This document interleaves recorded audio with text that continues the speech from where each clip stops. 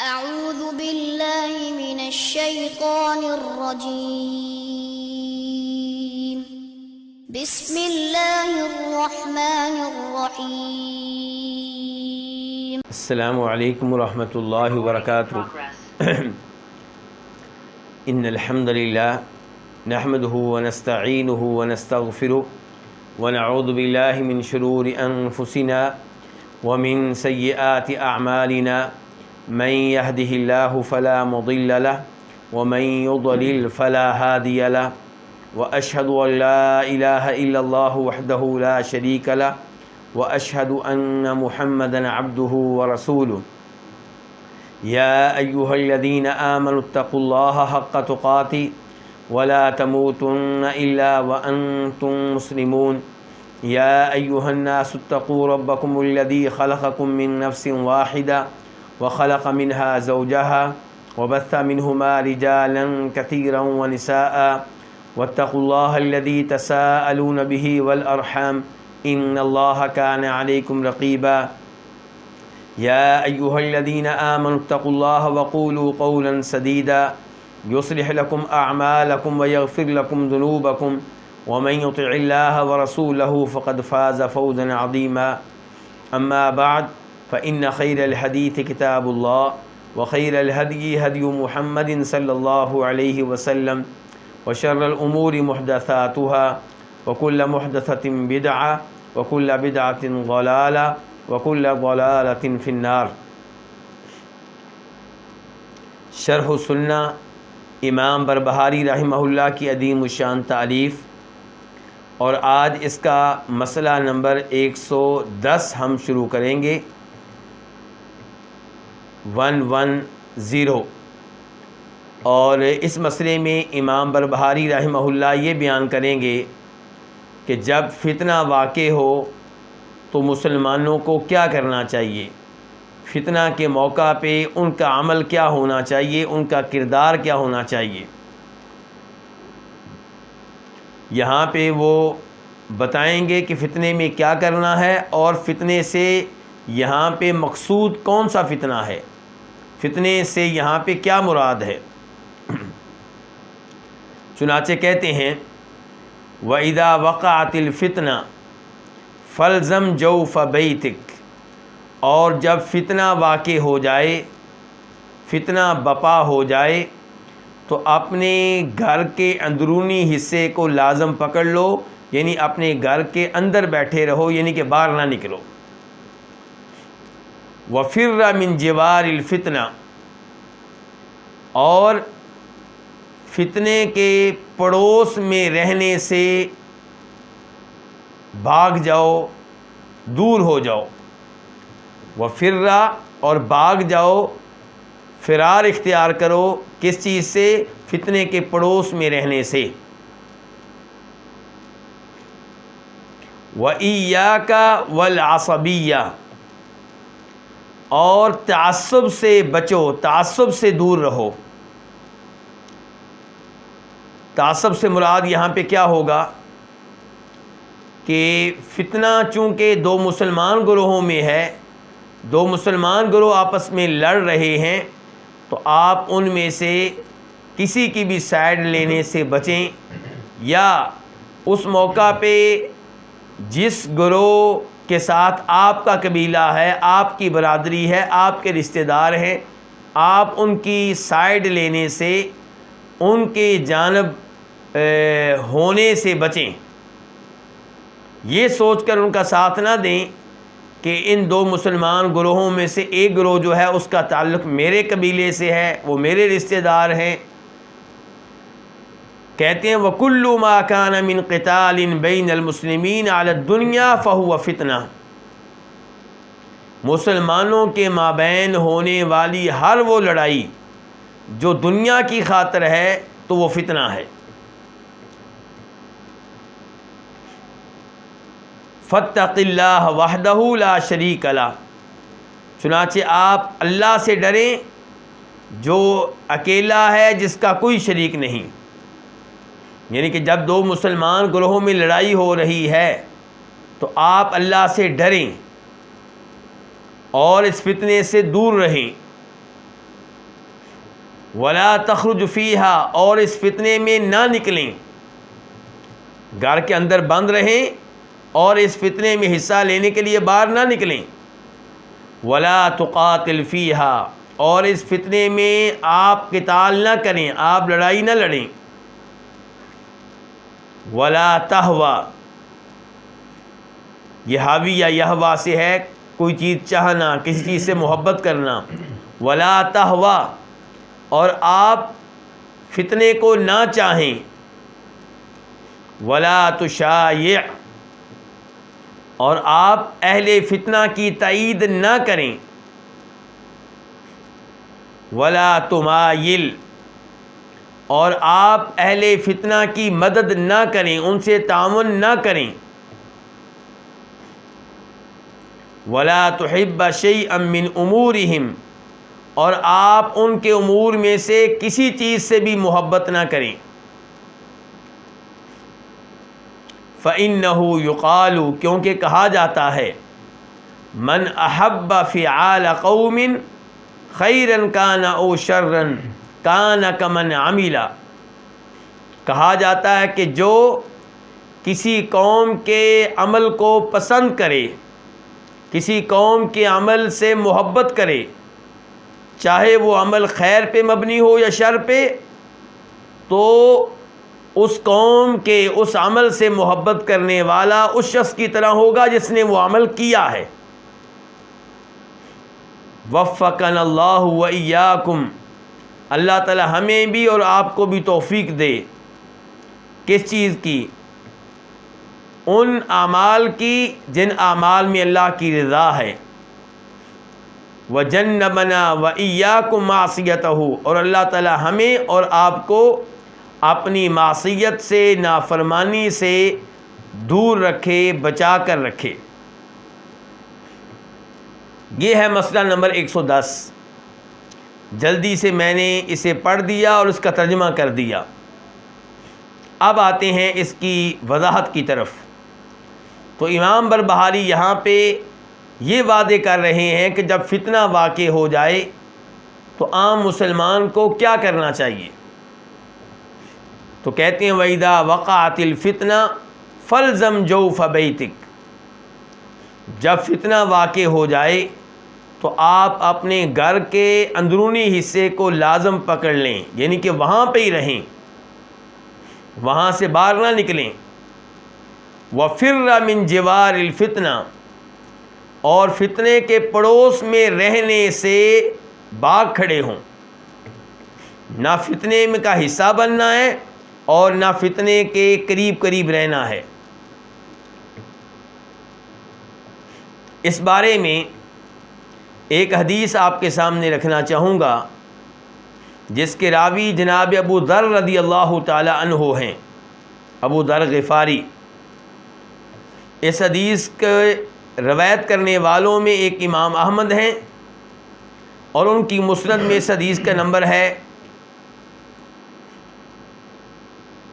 21325، 21325، 21325۔ اور اس حدیث کو روایت کرنے والوں میں امام ابو داؤد بھی ہیں، اور ان کی سنن میں اس حدیث کا نمبر ہے 4261، 4261۔ اور اس حدیث کو روایت کرنے والوں میں امام ابن ماجہ بھی ہیں، اور ان کی سنن میں اس کا نمبر ہے 3958، 3958۔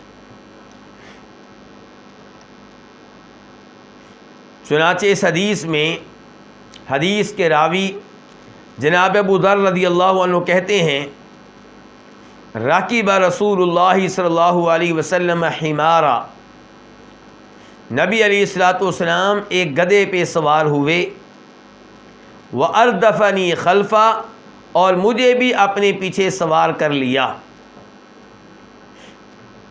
یہاں سے ایک تو پتہ چلا نبی علیہ الصلوۃ والسلام کی تواضع اور عاجزی کا، آپ میں تکبر نہیں تھا۔ گدھے پہ بیٹھنا اس کو آپ اپنی شان کے خلاف نہیں سمجھتے تھے۔ تو گدھے پہ آپ کا بیٹھنا یہ آپ کے تواضع کی دلیل ہے، آپ کے متکبر نہ ہونے کی دلیل ہے۔ دوسرے نمبر پہ اپنے پیچھے ابو ذر غفاری کو بٹھا لینا، یہ بھی دلیل ہے اس بات کی کہ آپ متکبر نہیں تھے، آپ ان میں سے نہیں تھے جو یہ سمجھتے ہوں کہ ایک سواری پہ میں تنہا بیٹھوں گا اور اس پہ اپنے پیچھے کسی اور کو بٹھانا میری شان کے خلاف ہے۔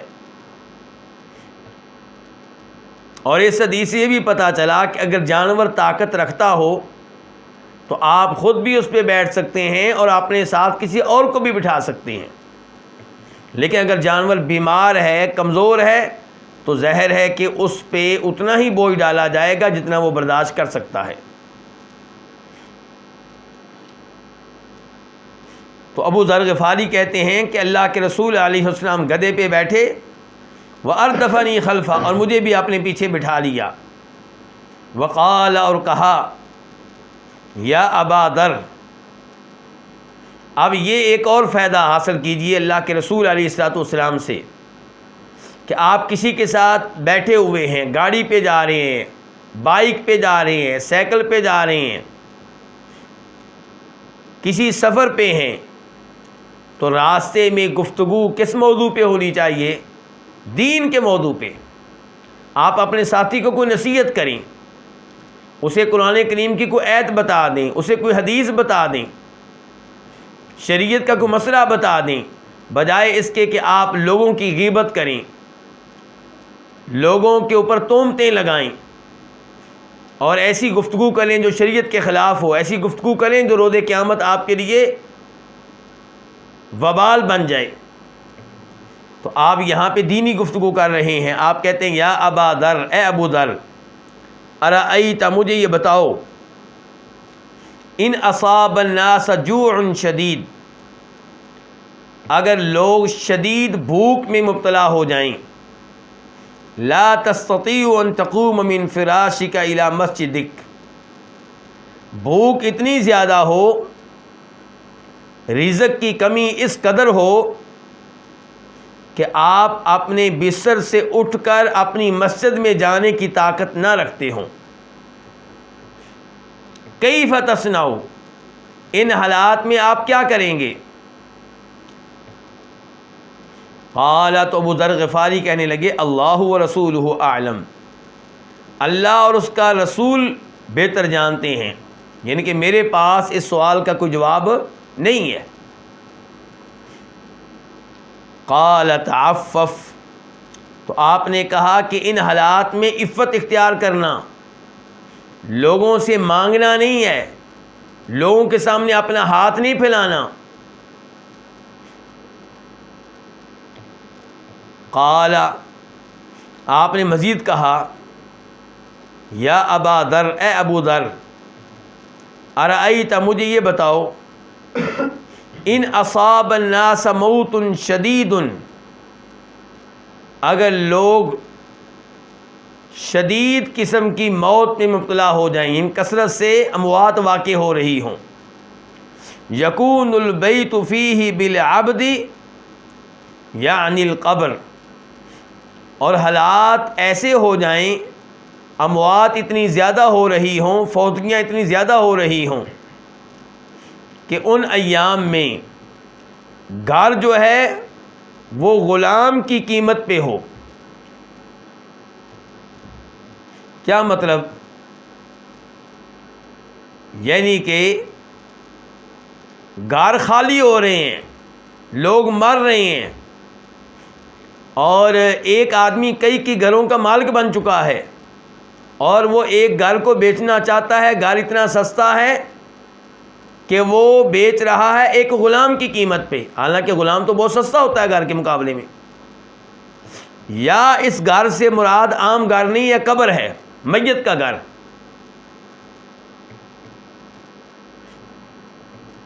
یعنی کہ میت کا جو گھر ہے اس کی قیمت بڑھ چکی ہے، 2 گز زمین قبر بنانے کے لیے نہیں مل رہی، کیونکہ فوتگیاں زیادہ ہو رہی ہیں اور قبرستان میں جگہ کم پڑ گئی ہے، اور میت کا جو گھر ہے، میت کی جو قبر ہے، اس کی قیمت اتنی زیادہ ہو چکی ہے کہ ایک غلام کے برابر ہو چکی ہے. تو کیف تصنعوا، ایسے حالات میں آپ کیا کریں گے؟ قلت، میں نے کہا اللہ ورسولہ اعلم، اللہ اور اللہ کے رسول زیادہ علم رکھتے ہیں. فرمایا اصبر، ان حالات میں کیا کرنا؟ صبر کرنا، صبر کا مظاہرہ کرنا ہے، اسی جگہ رہنا ہے.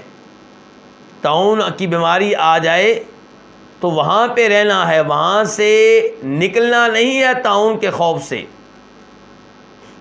نبی علیہ الصلوۃ والسلام دوسری حدیث میں فرماتے ہیں جب کسی علاقے میں طاعون کی بیماری آ جائے تو جو وہاں پہ موجود ہیں وہ باہر نہ نکلیں اور جو باہر ہیں وہ وہاں پہ نہ جائیں.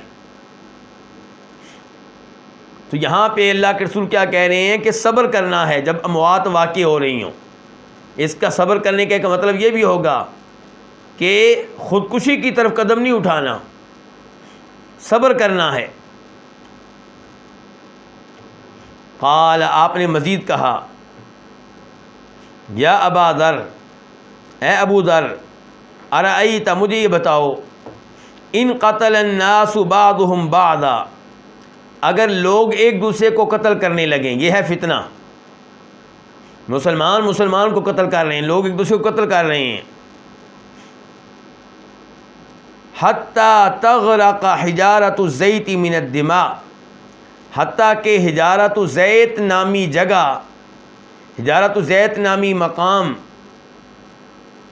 لوگوں کے خون کی وجہ سے ڈوب جائے، لوگوں کے خون میں غرق ہو جائے، اس قدر قتل و غارت ہو.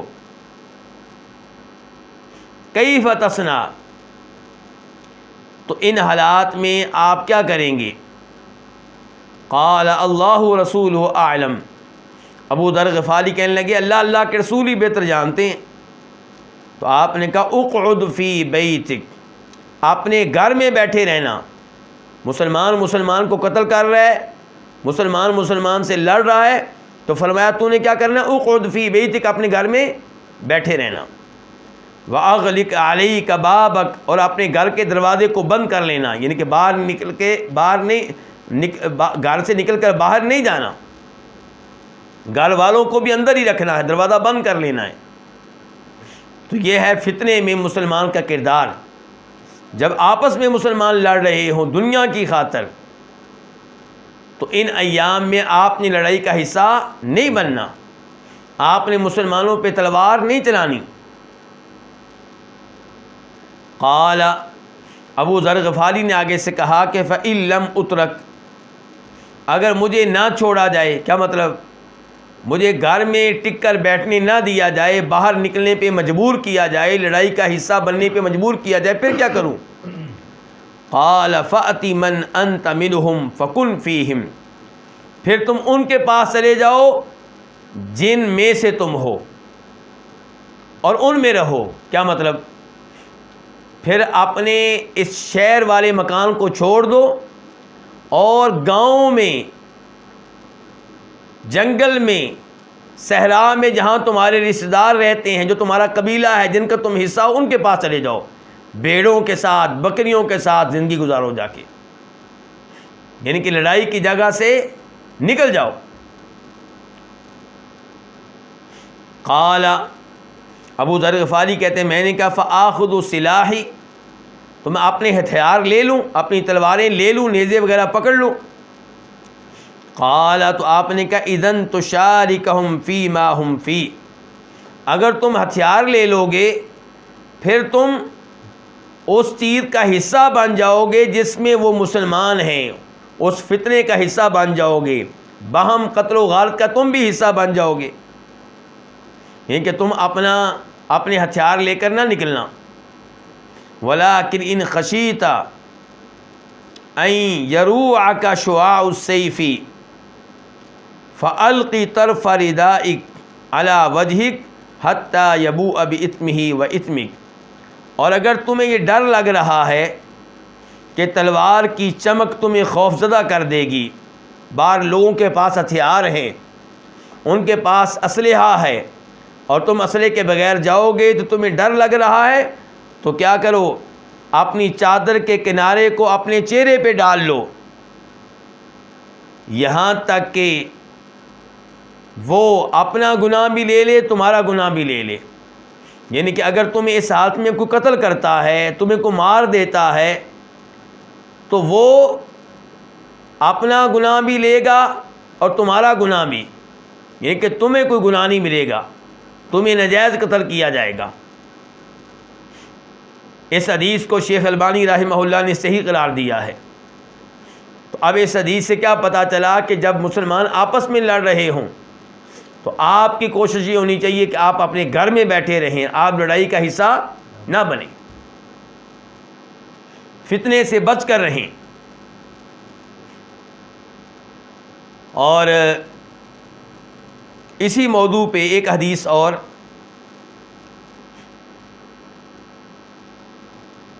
اس حدیث کو روایت کرنے والے امام بخاری ہیں اور نمبر ہے 3601 3601،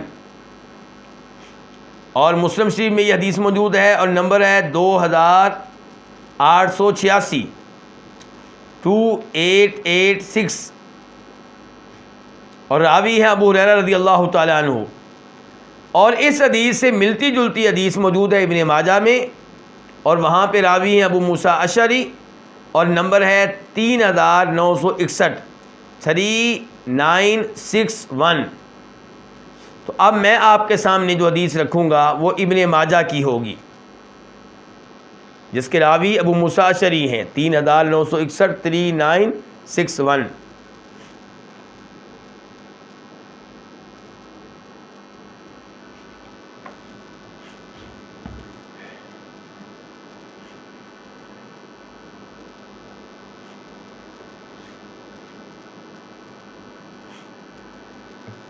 تو ابو موسیٰ اشعری کہتے ہیں کہ اللہ کے رسول علیہ الصلوۃ والسلام نے ارشاد فرمایا،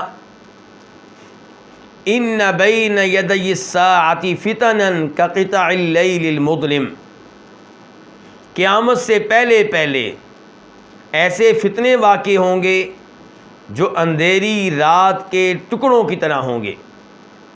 یعنی کہ اندھیری رات اندھیری ہو تو وہ رات جو ہوتی ہے اس میں کوئی روشنی نہیں ہوتی، تاریکی تاریکی ہوتی، گہری تاریکی۔ یہ فتنے بھی تاریک ہوں گے جن میں انسان کو سمجھ نہیں آئے گی کہ وہ کیا کرے۔ یصبح الرجل فیہا مؤمنا ویمسی کافرا، ان فتنوں میں آدمی صبح مومن ہوگا تو رات کو کافر ہو جائے گا، ویمسی مؤمنا، اور رات کو مومن ہوگا تو صبح کافر ہو جائے گا، ایمان خطرے میں ہوگا۔ فرمایا القاعد فیہا خیر من القائم، ان فتنوں میں جو آدمی بیٹھا ہوا ہوگا وہ کھڑے ہوئے سے بہتر ہوگا۔ فتنہ باہر واقع ہو چکا ہے، یا آپ راستے پہ بیٹھے ہوئے ہیں اور لوگوں کے مابین فتنہ واقع آپس میں لڑ رہے ہیں اور آپ کھڑے نہیں ہیں بلکہ بیٹھے ہیں، تو آپ اس سے بہتر ہیں جو کھڑا ہے۔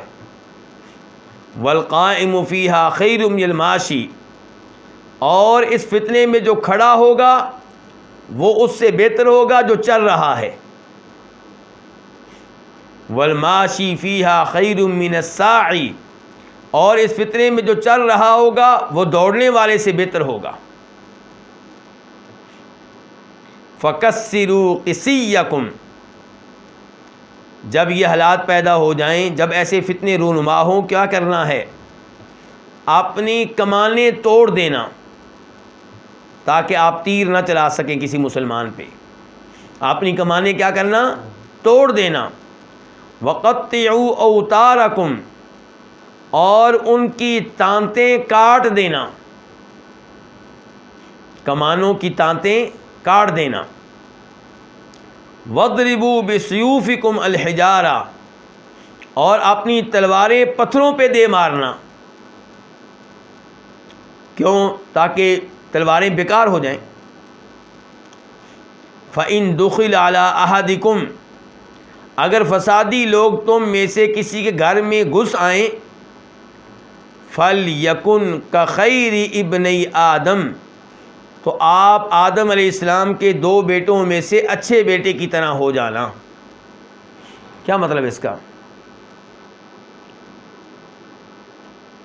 سورہ مائدہ پڑھ کر دیکھیں، اللہ تعالیٰ کہتے ہیں وَاتْلُ عَلَيْهِمْ نَبَأَ ابْنَيْ آدَمَ بِالْحَقِّ، کہ آپ آدم علیہ السلام کے 2 بیٹوں کا واقعہ لوگوں کے سامنے رکھیں۔ تو اس واقعے میں کیا آتا ہے کہ آدم علیہ السلام کے ایک بیٹے نے دوسرے کو قتل کرنا چاہا، تو جس کو قتل کیا گیا اس کے الفاظ کیا تھے؟ یہ الفاظ میں آپ کے سامنے رکھتا ہوں۔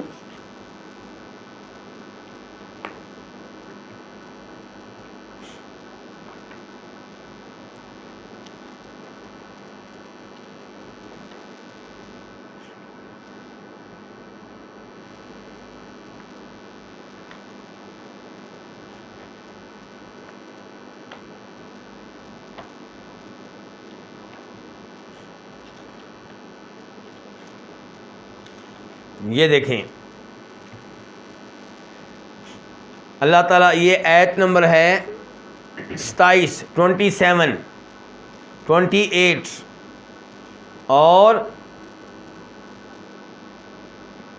30، یعنی کہ آیت نمبر 27 سے لے کے 30 تک اللہ تعالیٰ کہتے ہیں وَاتْلُ عَلَيْهِمْ نَبَأَ ابْنَيْ آدَمَ بِالْحَقِّ، آپ ان کے سامنے آدم علیہ السلام کے 2 بیٹوں کا واقعہ بیان کریں اور صحیح بیان کریں، حق کے ساتھ بیان کریں۔ اذ قربا قربانا فتقبل من احدہما، جب ان دونوں نے قربانی پیش کی تو ایک کی قربانی قبول کر لی گئی، ولم يتقبل من الآخر، دوسرے کی قبول نہیں ہوئی۔ دونوں نے اپنی اپنی قربانی پیش کی، اللہ نے ایک کی قبول کی، دوسرے کی قبول نہیں کی۔ اب جس کی قبول نہیں ہوئی اسے بڑا غصہ آنے لگا، دوسرے کے ساتھ حسد پیدا ہو گیا۔ قال لأقتلنک، کہا میں تجھے قتل کر دوں گا۔ قال انما يتقبل اللہ من المتقین، وہ کہنے لگا جس کی قربانی قبول ہوئی تھی، جس کو قتل کی دھمکی ملی ہے، کہ اللہ تعالی متقی لوگوں کی قربانی قبول کرتا ہے، متقی لوگوں کے اعمال قبول کرتا ہے، ان کا دیا ہوا عمل اور مال قبول کرتا ہے۔ لَئِن بَسَطتَ إِلَيَّ يَدَكَ لِتَقْتُلَنِي مَا أَنَا بِبَاسِطٍ يَدِيَ إِلَيْكَ لِأَقْتُلَكَ، اگر تو نے میری طرف اپنا ہاتھ بڑھایا تاکہ تو مجھے قتل کرے تو جوابی طور پہ میں اپنا ہاتھ تیری طرف نہیں بڑھاؤں گا کہ تجھے قتل کر دوں۔ کیا کہا نبی علیہ السلام نے کہ فتنے کے زمانے میں اگر کوئی آپ کو قتل کرتا ہے تو آپ کیا بنے، آدم علیہ السلام کے 2 بیٹوں میں سے جو اچھا بیٹا تھا اس کی طرح بن جائیں، جو کردار اس نے ادا کیا تھا وہ ادا کریں۔ وہ کردار یہ ہے، قتل کی دھمکی ملی ہے۔ اب یہاں پہ آج کل کا کوئی جذباتی ہو تو وہ کہے گا کہ پہلے اس کے کہ یہ مجھے قتل کرے میں اس کو قتل کر دیتا ہوں، اس نے تو دھمکی دی ہے نا، ابھی تلوار اٹھائی نہیں ہے، دھمکی دی ہے، میں پہلے قتل کر دیتا ہوں، اس کا کام تمام کر دیتا ہوں۔ لیکن یہ کیا کہہ رہے ہیں، آدم علیہ السلام کے یہ اچھے بیٹے جن کی قربانی قبول ہوئی، وہ کہہ رہے ہیں دھمکی ملنے کے بعد کہ اگر تو نے مجھے قتل کرنے کی کوشش کی تو میں تمہیں قتل کرنے کی کوشش نہیں کروں گا۔ انی اخاف اللہ رب العالمین، کیونکہ مجھے اللہ سے ڈر لگتا ہے، مجھے رب سے ڈر لگتا ہے۔ انی ارید ان تبوء باسمی واسمک فتکون من اصحاب النار، اگر تم مجھے قتل کرنے کی کوشش کرو گے تو میں تمہیں قتل نہیں کروں گا، میں پھر چاہوں گا کہ ٹھیک ہے مجھے قتل کر دو، میرا گناہ بھی لے لو، اپنا گناہ بھی لے لو اور جہنمیوں کا حصہ بن جاؤ۔ وذالک جزاء الظالمین، اور یہی سزا ہوا کرتی ہے ظالموں کی۔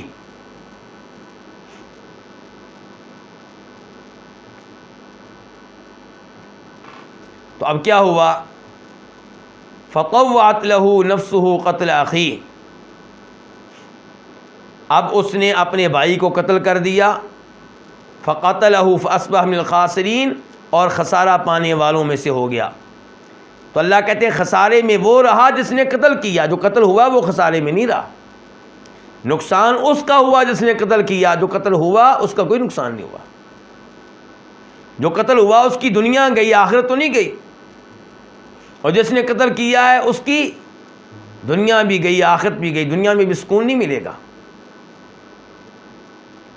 تو یہ ہے نبی علیہ الصلوۃ والسلام کا فرمان کہ آپ کہہ رہے ہیں کہ فَإِن دُخِلَ عَلَىٰ أَحَدِكُمْ، اگر فسادی لوگ تم میں سے کسی کے گھر میں گھس آئیں تو وہ آگے سے کیا کرے؟ وہ آدم علیہ السلام کے 2 بیٹوں میں سے اچھے بیٹے کی طرح ہو جائے، وہ کردار ادا کرے جو اس نے ادا کیا تھا۔ تو یہ ہے فتنے کے ایام میں مسلمان کا کردار۔ مسلمان کو کیا کرنا چاہیے؟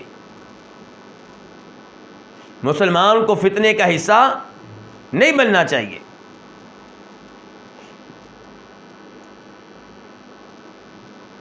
جناب امیر معاویہ اور جناب علی کے مابین لڑائی ہوئی، اس لڑائی میں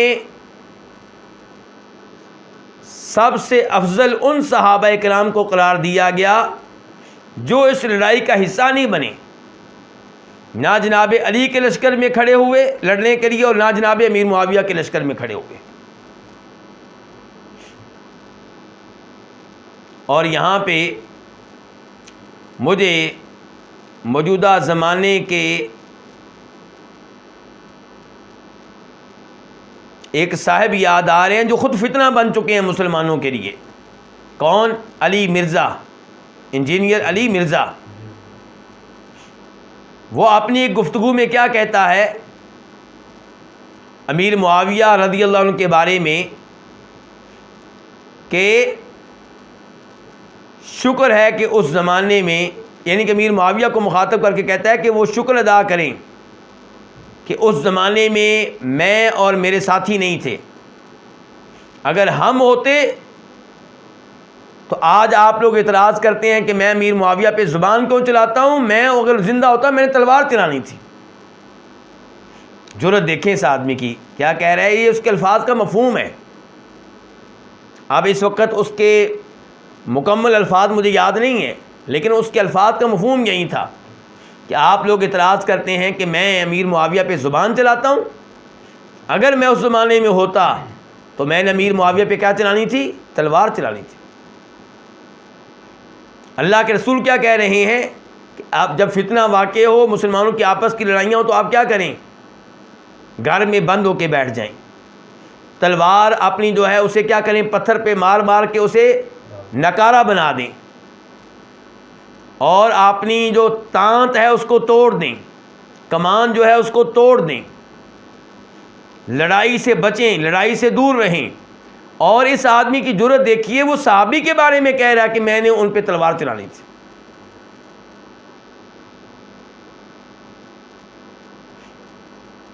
آئیے ایک دو روایات آپ کے سامنے رکھتا ہوں جن سے آپ کو پتہ چلے گا کہ صحابہ کرام نے اس موقع پہ کیا کیا۔ کیا صحابہ کرام نے اس خواہش کا اظہار کیا جس خواہش کا اظہار انجینئر علی مرزا کر رہے ہیں؟ یہ حدیث ہے ابن ماجہ کی، پہلے 3960، جو ابھی میں نے حدیث پیش کی تھی اس سے پہلے والی حدیث 3960۔ اس کی راویہ ہیں ادیسہ بنت اہبان، ادیسہ بنت اہبان۔ وہ کہتی ہیں کہ جب لما جاء علی بن ابی طالب ہا ہنا البصرہ، جب جناب علی یہاں آئے، بصرہ میں آئے، تو داخل علی ابی، تو میرے والد صاحب کے پاس آئے۔ والد کا نام کیا ہے؟ اہبان بن سیفی غفاری، اور وہ صحابی ہیں۔ والد کون ہیں؟ صحابی، یعنی کہ راویہ جو ہیں یہ خود صحابیہ نہیں ہیں۔ یہ صحابی کی بیٹی ہیں اور والد ان کے کیا ہے؟ صحابی ہیں. کیا نام ہے ان کا؟ اہبان. تو اور اہبان کی کنیت کیا ہے؟ ابو مسلم. اس لیے جناب علی اہبان کو کیا کہہ رہے ہیں؟ اے ابو مسلم. تو علی کیا کہہ رہے ہیں رضی اللہ تعالیٰ عنہ؟ یا ابا مسلم الا تعینونی علی ہؤلاء القوم. اے ابو مسلم کیا آپ ان لوگوں کے خلاف یعنی کہ امیر معاویہ اور ان کے ساتھیوں کے خلاف میری مدد نہیں کریں گے؟ قال بلا. اہبان نے کہا کیوں نہیں، میں آپ کی مدد کروں گا. فدعا جاریۃ لہ. چنانچہ اس صحابی اہبان نے اپنی ایک لونڈی کو بلایا اور کہا یا جاریۃ اخرجی سیفی، اے لونڈی میری تلوار لے کر آؤ. فاخرجتہ، وہ لونڈی تلوار لے کر آئی. فسل منہ قدر شبر. اب انہوں نے وہ تلوار باہر نکالی، نیام سے باہر نکالی. اور کتنی نکالی؟ ایک بالش کے برابر، ساری نہیں نکالی. فَإِذَا هُوَ خشب. تو پتہ چلا کہ یہ تو تلوار لوہے کی بجائے کس کی ہے؟ لکڑی کی ہے. کبھی سنی آپ نے لکڑی کی تلوار؟ تو وہ صحابی جو ہے وہ جو تلوار انہوں نے منگوائی ہے وہ کس چیز کی تھی؟ لکڑی کی. فقال، یہ تلوار نکال کر یہ صحابی کہنے لگے، اہبان کس سے کہنے لگے؟ جناب علی سے. جناب علی اہبان سے کیا کہنے آئے تھے کہ آپ میرے لشکر کا حصہ بنیں. لڑائی کس سے کرنی ہے؟ جناب امیر معاویہ اور ان کے ساتھیوں سے. تو جناب علی کو مخاطب کر کے یہ صحابی کہتے ہیں کہ ان خلیلی وابن عمک عہد الیہ، کہ میرے دلی دوست یعنی کہ نبی علیہ الصلوۃ والسلام، میرے دلی دوست اور آپ کے چچا کے بیٹے. اللہ کے رسول جناب علی کا آپس میں کیا رشتہ ہے؟ دونوں ایک دوسرے کے چچا کے بیٹے ہیں. تو کہا میرے دلی دوست اور آپ کے چچا کے بیٹے صلی اللہ علیہ وسلم نے عہد الیہ، مجھے وصیت کی تھی، مجھے تاکید کی تھی. کیا؟ کہ اذا کانت الفتنۃ بین المسلمین، کہ جب مسلمانوں کے درمیان فتنہ واقع ہو جائے تو کیا کریں؟ فَأَتَّخِذُ سَيْفًا مِّن خَشَبٍ، تو میں لکڑی کی تلوار بنا لوں. کس کی تلوار بنا لوں؟ لکڑی کی. فَإِن شِئْتَ خَرَجْتُ مَعَكَ، تو لو جی یہ ہے میری تلوار لکڑی کی، اگر آپ چاہتے ہیں تو میں آپ کے ساتھ یہ تلوار لے کے چلنے کے لیے تیار ہوں. قال لا حاجت لی فیک، تو جناب علی کہنے لگے نہ مجھے تمہاری ضرورت ہے، ولا فی سیفک، اور نہ تمہاری تلوار کی ضرورت ہے. دیکھیے ہمارے چوتھے خلیفہ راشد جناب علی، جن سے محبت ایمان کی علامت ہے، جن سے بغض و عداوت منافقت کی نشانی ہے، وہ خود مدد لینے کے لیے آئے ہیں اس صحابی سے کہ میری مدد کریں امیر معاویہ کے خلاف. ایک تو پتہ چلا کہ وہ مشکل کشا نہیں ہے، حاجت روا نہیں ہے، غوث آدم نہیں ہے، وہ تو لوگوں سے مدد مانگ رہے ہیں. اور جب زندہ ہیں تو لوگوں کے محتاج تھے، فوت ہونے کے بعد کیسے مشکل کشا حاجت روا ہو سکتے ہیں. اور دوسرے نمبر پہ پتہ چلا کہ اس صحابی نے جناب علی کی مدد کرنے سے معذرت کر لی ہے. کیوں؟ کیونکہ تلوار کن کے خلاف چلنی ہے؟ مسلمانوں کے خلاف. اگر جناب علی کہتے کہ میری مدد کرو کافروں کے خلاف تو وہ صحابی یقیناً ساتھ نکلتے، لیکن یہاں پہ ساتھ نہیں نکلے. اور دلیل کس کو بنایا؟ اللہ کے رسول علیہ الصلوۃ والسلام کی حدیث کو. اور یہ انجینئر علی مرزا کیا کہہ رہا ہے کہ میں اس زمانے میں ہوتا تو میں نے امیر معاویہ کے اوپر کیا چلانی تھی؟ تلوار چلانی تھی. یہ ایک حدیث ہے. آپ ایک اور حدیث کی طرف آ جائیں.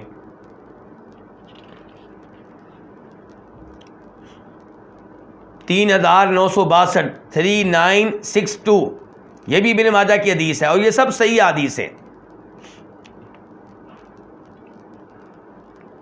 یہاں پہ ابو بردہ کہتے ہیں کہ دخلت علی محمد بن مسلمہ، کہ میں محمد بن مسلمہ رضی اللہ تعالی عنہ کے پاس گیا تو وہ کہہ رہے تھے، یہ صحابی محمد بن مسلمہ کہہ رہے تھے کہ ان رسول اللہ صلی اللہ علیہ وسلم قال، کہ بے شک نبی علیہ الصلوۃ والسلام کا ارشاد ہے، آپ نے فرمایا تھا انہا ستکون فتنۃ وفرقۃ واختلاف، کہ ان قریب امت میں فتنہ پیدا ہوگا، افتراق پیدا ہوگا، اختلاف پیدا ہوگا، تقسیم پیدا ہو جائے گی۔ فَإِذَا كَانَ ذَلِكَ، تو جب یہ صورتحال پیدا ہو جائے، فَأْتِ بِسَيْفِكَ أُحُدًا، تو اپنی تلوار لے کر احد پہاڑ پہ چلے جانا، فَاضْرِبْهُ، تو یہ تلوار احد پہاڑ پہ چلانا، اس پہ مارنا، حتیٰ ينقطع، تاکہ یہ تلوار ٹوٹ جائے۔ فتنے کے زمانے میں اسلحہ تیار نہیں کرنا، جو اسلحہ موجود ہے اس کو بھی ختم کر دینا ہے، تاکہ آپ کے اسلحے سے مسلمان محفوظ ہو جائیں، تاکہ آپ کسی مسلمان کو قتل کرنے کے جرم سے محفوظ ہو جائیں۔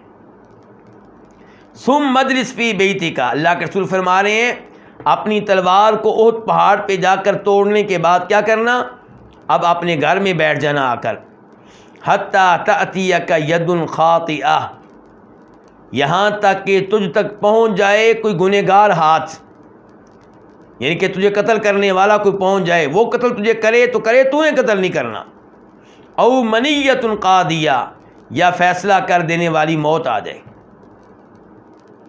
یہ حدیث کون بیان کر رہے ہیں؟ محمد بن مسلمہ۔ بیان کرنے کے بعد کہتے ہیں فقد وقعت، لو جی آج فتنہ واقع ہو چکا ہے، وفعلت ما قال رسول اللہ صلی اللہ علیہ وسلم، اور میں نے وہی کچھ کیا ہے جو نبی علیہ الصلوۃ والسلام نے کہا تھا، یعنی کہ میں اس فتنے کا حصہ نہیں بنا۔ یہ ہے فتنے کے زمانے میں صحابہ کرام کا کردار۔ اور ایک اور حدیث آپ کے سامنے رکھوں گا، لیکن وہ حدیث آپ کے سامنے رکھنے سے پہلے میں ایک دفعہ پھر گزارش کروں گا کہ مسلمان جب آپس میں لڑ رہے ہوں دنیا کی خاطر، تو آپ کسی ایک فریق کا حصہ نہ بنیں۔ اگر اللہ نے آپ کو طاقت دی ہے، علم دیا ہے، آپ صلح کروا سکتے ہیں تو ٹھیک، لیکن اگر معاملہ زیادہ آگے بڑھ چکا ہے، آپ کو خطرہ یہ ہے کہ اگر میں آگے بڑھا تو الٹا مجھ سے کوئی قتل ہو جائے گا، پھر آپ پیچھے ہٹ جائیں، اپنے گھر میں چھپ کر بیٹھ جائیں اور اس فتنے کا حصہ نہ بنیں۔ لیکن اگر یہ لڑائی ہو رہی ہے اس طرح کہ ایک طرف ہیں خوارج، مسلمان حکمران کے خلاف بغاوت کرنے والے، مسلمانوں پہ تلوار اٹھانے والے، کبیرہ گناہوں کی وجہ سے مسلمانوں کو کافر قرار دینے والے، حکمرانوں کو کافر قرار دینے والے خوارج ہیں، تو ان سے پھر لڑنا ہے، کیونکہ وہ لڑائی دنیا کی لڑائی نہیں ہوگی، وہ اقتدار کی لڑائی نہیں ہوگی، وہ اللہ کے لیے لڑائی ہوگی۔ نبی علیہ الصلوۃ والسلام نے کہا تھا خوارج سے لڑنا ہے، اور جناب علی خوارج سے جب لڑے تو صحابہ کرام نے ان کا ساتھ دیا، اور خوشخبری ہے ان لوگوں کے لیے جو جناب علی کے ساتھ خوارج کے خلاف لڑے۔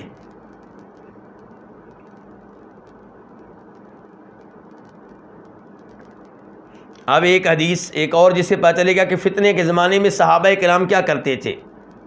حدیث ہے 2888 2888۔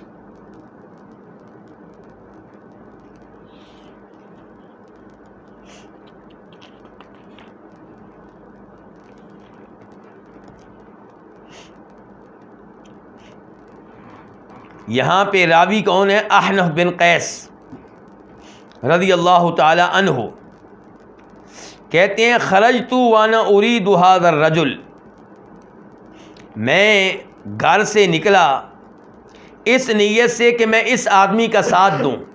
کس آدمی کا؟ امیر المؤمنین جناب علی رضی اللہ تعالیٰ عنہ کا۔ فلقینی ابو بکرہ، تو مجھے ایک اور صحابی ابو بکرہ مل گئے۔ فقال این تريد، مجھ سے کہا کہاں کا ارادہ ہے، کدھر جا رہے ہو؟ یہ ابو بکرہ کس سے پوچھ رہے ہیں؟ احنف بن قیس سے. وہ کہتے ہیں آگے سے ارید نصر ابن عم رسول اللہ صلی اللہ علیہ وسلم، میرا ارادہ یہ ہے کہ میں نبی علیہ الصلوۃ والسلام کے چچا کے بیٹے جناب علی کا ساتھ دوں، ان کی مدد کروں. فقال علی، تو مجھ سے ابو بکرہ صحابی کہنے لگے یا احنف، اے احنف ارجع، واپس چلے جاؤ. اور یہاں پہ غور کیجئے، نبی علیہ الصلوۃ والسلام کی احادیث سے یہ معلوم ہوتا ہے کہ جناب علی کا گروہ امیر معاویہ کے مقابلے میں حق کے زیادہ قریب تھا. دونوں گروہ حق پہ تھے. اللہ کے رسول علیہ السلام کی احادیث سے پتہ چلتا ہے کہ دونوں گروہ کس پہ تھے؟ حق پہ. لیکن جناب علی کے گروہ کے بارے میں آپ کی پیشین گوئی یہ تھی کہ یہ حق کے زیادہ قریب ہوگا. اس کے باوجود صحابہ کرام اس لڑائی کا حصہ بننے سے انکاری ہیں. کچھ صحابہ کرام حصہ بنے، لیکن افضل کن صحابہ کرام کو قرار دیا گیا؟ جو اس لڑائی سے دور رہے. تو یہاں پہ ابو بکرہ احنف بن قیس کو اس لڑائی کا حصہ بننے سے روک رہے ہیں، اور کیا کہہ رہے ہیں؟ فإنی سمعت رسول اللہ صلی اللہ علیہ وسلم یقول، کیونکہ میں نے نبی علیہ الصلوۃ والسلام سے یہ حدیث سنی ہے کہ اذا تواجہ المسلمان بسیفیہما، جب دو مسلمان اپنی اپنی تلواروں کے ساتھ آمنے سامنے آ جائیں، فالقاتل والمقتول فی النار، تو قاتل بھی جہنم میں جائے گا، قتل ہونے والا بھی جہنم میں جائے گا. صحابہ کرام نے کہا اللہ کے رسول ھذا القاتل، یہ تو قاتل تھا، یہ جہنم میں جائے گا، بات سمجھ میں آتی ہے. فما بال المقتول، مقتول کیوں جائے گا؟ وہ تو مظلوم ہے. آپ نے کہا انہ قد اراد قتل صاحبہ، کیونکہ وہ بھی اپنے ساتھی کو قتل کرنے کا ارادہ کر چکا تھا. وہ تو اس کا داؤ نہیں لگا، ورنہ کوشش اس کی بھی یہی تھی کہ میں اس کو قتل کروں. ایک کامیاب ہو گیا، دوسرا کامیاب نہیں ہو سکا. تو یہ ہے جب مسلمانوں میں آپس میں لڑائی ہو رہی ہو تو یہ ہے مسلمان کا کردار.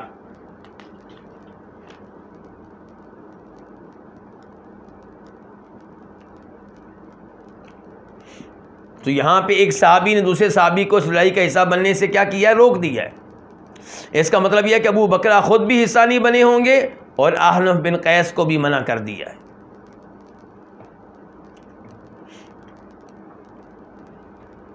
اب آئیں امام بربہاری کے الفاظ کی طرف ایک دفعہ پھر، اور ان کی گفتگو کو سمجھیں. کیا کہہ رہے ہیں؟ کہتے ہیں وَإِذَا وَقَعَتِ الْفِتْنَةُ فَالْزَمْ جَوْفَ بَيْتِكَ، جب فتنہ واقع ہو تو اپنے گھر کے اندرونی حصے کو لازم پکڑ لیں، یعنی کہ وہاں سے باہر نہ نکلیں. وَفِرَّ مِن جِوَارِ الْفِتْنَةِ، اور فتنے کے پڑوس میں رہنے سے دور رہیں. وَإِيَّاكَ وَالْعَصَبِيَّةَ، اور تعصب سے بچیں. یہ بڑا سنہری اصول ہے جو دے رہے ہیں امام بربہاری. آج کئی لوگ اپنے رشتہ داروں کی وجہ سے رشتہ داروں کا اندھا ساتھ دیتے ہیں، کبھی ہاتھ کے ساتھ ساتھ دیتے ہیں، کبھی زبان کے ساتھ، اور یہ دونوں طرح کا ساتھ غلط ہے. آپ حق کا ساتھ دیں، اور اگر فتنہ زیادہ ہے تو سائڈ پہ ہو جائیں. وَكُلُّ مَا كَانَ مِن قِتَالٍ بَيْنَ الْمُسْلِمِينَ عَلَى الدُّنْيَا فَهُوَ فِتْنَةٌ، مسلمانوں کے مابین ہونے والی ہر وہ لڑائی جو دنیا کی خاطر ہے تو وہ فتنہ ہے. فَاتَّقِ اللَّهَ وَحْدَهُ لَا شَرِيكَ لَهُ، تو آپ ایک اللہ سے ڈریے جس اللہ کا کوئی شریک نہیں ہے. لوگوں سے ڈر کے فتنے کا حصہ نہ بنیے، لوگوں کا خیال کرتے ہوئے اس فتنے کا کردار نہ بنیں. ولا تخرج فیہا، اس فتنے میں آپ نہ نکلیں. ولا تقاتل فیہا، اس فتنے میں آپ قتال نہ کریں، لڑائی نہ لڑیں. کیا کہا تھا نبی علیہ السلام نے کہ فتنے میں جو بیٹھا ہوا ہے وہ کھڑے ہوئے سے بہتر ہے، جو کھڑا ہے وہ چلنے والے سے بہتر ہے، جو چل رہا ہے وہ دوڑنے والے سے بہتر ہے. ولا تہوا، اور آپ اس فتنے کو نہ چاہیں، اس کی خواہش نہ رکھیں، ولا تشایع، اور آپ اہل فتنہ کا حصہ بننے والے دونوں جو ٹیمیں ہیں، دونوں جو گروہ ہیں، دونوں جو لشکر ہیں، ان کی تائید نہ کریں، ان کے ساتھی نہ بنیں، ولا تمایل، اور آپ ان میں سے کسی سے تعاون نہ کریں، ولا تحب شیئا من امورہم، اور آپ ان کے امور میں سے کسی بھی چیز سے محبت نہ کریں، فإنہ یقال، کیونکہ کہا جاتا ہے، من احب فعال قوم خیرا کان او شرا کان کمن عملہ، جو کسی قوم کے عمل سے محبت کرے، وہ عمل خیر ہو یا شر، تو وہ آدمی محبت کرنے والا اس شخص کی طرح ہوگا جس نے خود یہ عمل کیا ہے۔ جی ہاں، یہ بڑی اہم بات ہے۔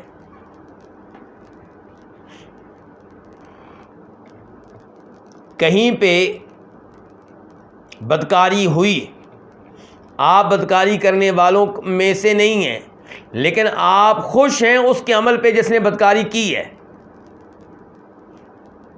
دل میں آپ راضی ہیں، چاہے زبان سے آپ نے کچھ نہیں کہا، آپ کو ایسے گناہ ملے گا جیسے گناہ اس کو ملے گا جس نے یہ گناہ کیا ہے، جس نے یہ جرم کیا ہے۔ کسی بے گناہ مسلمان کو قتل کیا گیا اور آپ خوش ہیں، تو جیسے گناہ اس کو ملے گا جس نے قتل کیا، ایسے آپ کو بھی ملے گا۔ آپ کو افسوس ہونا چاہیے اس کے اوپر۔ مسلمان کو قتل کرنا کوئی چھوٹا جرم نہیں ہے۔ فرماتے ہیں نبی علیہ الصلوۃ والسلام، لا یحل دم امرئ مسلم الا باحدى ثلاث، کہ مسلمان کا خون کسی کے لیے حلال نہیں ہے، مسلمان کو قتل کرنا کسی کے لیے جائز نہیں ہے، سوائے تین حالات کے۔ نمبر ایک، قاتل کو قتل کرنا اس لیے کہ اس نے کسی کو قتل کیا تھا۔ اب حکومت ظاہر ہے کسی کی ڈیوٹی لگائے گی کہ اس کو قتل کرو، تو آپ قاتل کو حکومت کے کہنے پہ، جج کے کہنے پہ قتل کر رہے ہیں، یہ کوئی جرم نہیں ہے۔ دوسرے نمبر پہ، اگر کوئی آدمی شادی شدہ ہونے کے باوجود، ایک بار زندگی میں اس کی شادی ہوئی، چاہے بعد میں طلاق دے دی ہو، چاہے بعد میں اس کی بیوی فوت ہو گئی ہو، اب یہ آدمی اگر بدکاری کرتا ہے، زنا کرتا ہے اور اعتراف کر لیتا ہے، اقرار کر لیتا ہے، یا چار گواہ گواہی دیتے ہیں کہ ہم نے اس کو باقاعدہ زنا کرتے ہوئے دیکھا ہے، تو اس ایسے آدمی کو پتھر مار مار کے ہلاک کر دیا جائے گا، اس کا خون حلال ہو گیا۔ تیسرے نمبر پہ، اگر کوئی دین اسلام قبول کرنے کے بعد ترک کر دیتا ہے، مرتد ہو جاتا ہے، تو اسے بھی قتل کیا جائے گا۔ تو یہ تین حالات ہیں جن حالات میں مسلمان کا قتل جائز ہو جاتا ہے، ورنہ مسلمان کو قتل کرنا جائز نہیں ہے۔ مسلمان کو قتل کرنا اتنا بڑا جرم ہے کہ اللہ تعالیٰ فرماتے ہیں سورہ نساء میں، وَمَن يَقْتُلْ مُؤْمِنًا مُتَعَمِّدًا فَجَزَاؤُهُ جَهَنَّمُ خَالِدًا فِيهَا وَغَضِبَ اللَّهُ عَلَيْهِ وَلَعَنَهُ وَأَعَدَّ لَهُ عَذَابًا عَظِيمًا، جو کسی مومن کو قتل کرے جان بوجھ کر، اللہ کا اس پہ غضب ہوگا، اللہ کی اس پہ لعنت ہوگی، اور دردناک عذاب اس کے لیے تیار ہے۔ اللہ کی لعنت، اللہ اس پہ ناراض، اور دردناک عذاب تیار، اور جہنم میں جائے گا۔ اس سے اندازہ کر لیں کہ مسلمان کو قتل کرنا کتنا بڑا جرم ہے۔ اسی لیے امام بربہاری کہہ رہے ہیں کہ آپ فتنے کا حصہ نہ بنیں، کیونکہ آپ کی تلوار چلے گی تو کسی نہ کسی مسلمان پہ چلے گی۔ اور پھر امام بربہاری کہہ رہے ہیں کہ آپ فتنے کے زمانے میں گھر سے نہ نکلیں، لڑائی کا حصہ نہ بنیں، فتنے میں شامل ہونے کی خواہش نہ رکھیں، اہل فتنہ کی تائید نہ کریں، ان سے تعاون نہ کریں، اور ان کے کسی بھی عمل سے آپ محبت نہ کریں۔ یعنی کہ آپ بیٹھے گھر میں ہیں لیکن آپ ان کے اس عمل کو پسند کر رہے ہیں۔ آپ کہتے ہیں کہ جناب علی نے اور ان کے ساتھیوں نے امیر معاویہ کے ساتھیوں پہ تلوار چلا کر اچھا کیا، یا جناب امیر معاویہ نے جناب علی کے ساتھیوں پہ تلوار چلا کے اچھا کیا، تو یہ آپ کی سوچ بڑی خطرناک ہے۔ وہ انشاءاللہ جنت میں جائیں گے، جناب علی بھی امیر معاویہ بھی۔ غلط فہمی ہوئی اور ان کے نیک اعمال اتنے ہیں کہ انشاءاللہ دونوں جنت میں جائیں گے۔ خصوصاً جناب علی کے بارے میں تو دنیا میں باقاعدہ نام لے کے نبی علیہ الصلوۃ والسلام نے خوشخبری دی کہ وہ کہاں جائیں گے؟ جنت میں جائیں گے۔ اور اللہ تعالیٰ قرآن حکیم میں کہتے ہیں وَكُلًّا وَعَدَ اللَّهُ الْحُسْنَىٰ، تمام صحابہ کرام سے اللہ کا وعدہ ہے کہ وہ جنت میں جائیں گے۔ تو آپ اہل فتنہ کے کسی بھی ایسے امر سے محبت نہ کریں جس کا فتنے سے تعلق ہو۔ کیوں؟ فَإِنَّهُ يُقَالُ، کیونکہ کہا جاتا ہے من احب فعال قوم، جو کسی قوم کے عمل سے محبت کرے، وہ عمل خیر پہ مبنی ہوئے شر پہ، وہ ایسے ہوگا کہ جیسے خود اس نے عمل کیا۔ اس کا مطلب یہ ہے کہ نیک عمل ہو رہا ہو تو آپ اس سے محبت کریں، آپ کو بھی ثواب ملے گا۔ جیسا کہ وہ حدیث آتی ہے کہ کسی کے اوپر رشک کرنا جائز نہیں ہے سوائے دو آدمیوں کے۔ نمبر ایک، وہ آدمی جو اللہ کی راہ میں مال خرچ کرتا ہے، اس کو اس کا پڑوسی دیکھتا ہے، اس کا ساتھی دیکھتا ہے، اس کے پاس مال نہیں ہے، وہ کہتا ہے کاش اللہ مجھے بھی مال دے، میں بھی اس کی طرح اللہ کی راہ میں خرچ کروں، تو اس کو ثواب ملے گا، حالانکہ اس نے خرچ کیا نہیں ہے، لیکن نیک عمل سے محبت کرتا ہے، ویسا عمل کرنے کی خواہش رکھتا ہے۔ فرمایا دوسرے نمبر پہ وہ قابل رشک ہے جو حافظ قرآن ہے، قاری قرآن ہے، صبح و شام تلاوت کرتا ہے، اور آپ کہتے ہیں کاش اللہ مجھے بھی قرآن کی دولت دے، جیسے یہ تلاوت کرتا ہے میں بھی کروں، جیسے یہ بچوں کے حفظ کروا رہا ہے میں بھی کرواؤں، جیسے قرآن کی خدمت یہ کر رہا ہے میں بھی کروں، تو آپ کو بھی اس پہ ثواب ملے گا۔